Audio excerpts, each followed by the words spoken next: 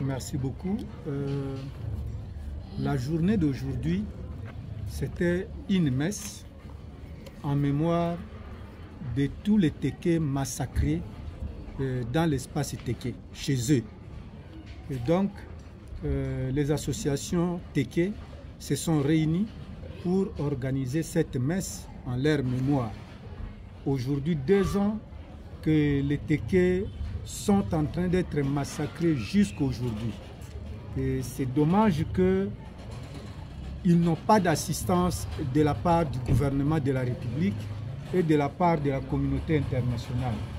Vous vous rendrez compte que même le gouvernement a envoyé les gens à la CPI pour qu'on mène les enquêtes sur les massacres à l'Est, mais les massacres qui se commettent même dans la capitale Kinshasa, on a ignoré.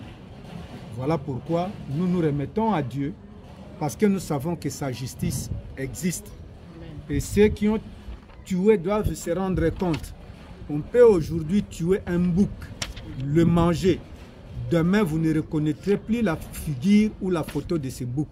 Mais quand vous avez tué un humain volontairement, partout où vous irez, vous verrez sa figure dans votre imaginaire.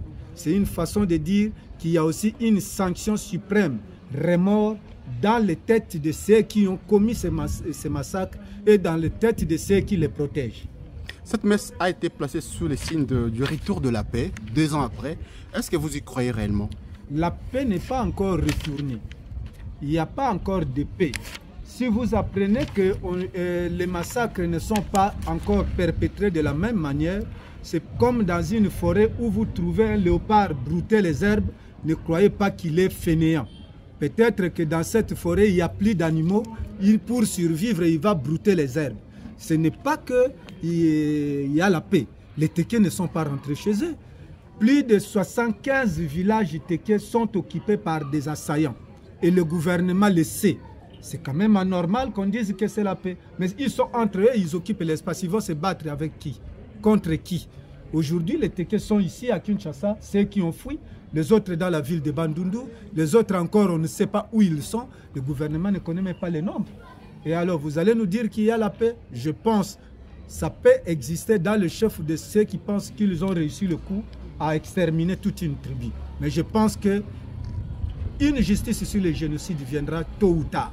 Même si pas aujourd'hui. Ce n'est pas le jour qu'on mange le crapaud qu'on y sort légal. Ça viendra même après notre génération.